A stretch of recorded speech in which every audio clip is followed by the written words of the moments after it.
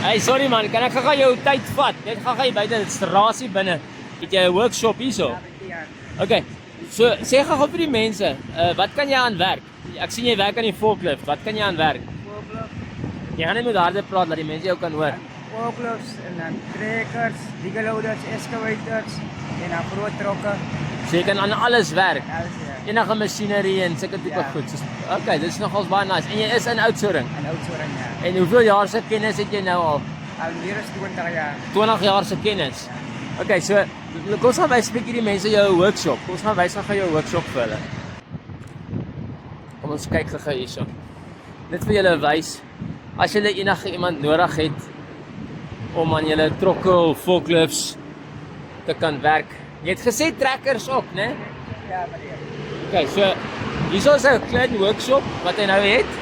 Hoe lank is jy nou hierso? Ek weet van laas jaar al ek by meneer gaan. 14 jaar gelede. 14 jaar telle. Ja, maar Okay, dit is baie cool. Dis baie cool. So jy kan 'n karry intrek en jy kan werk hierso.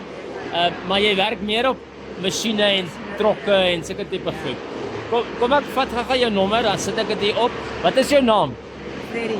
Freddy. Okay, so ek gaan gou vir jou hulle nommer hier opsit. Ek gaan dit nou by jou kry en dan sit ons dit op die boodskap. Dan kan die mense jou kontak. Alright, ek sê weer dankie hoor.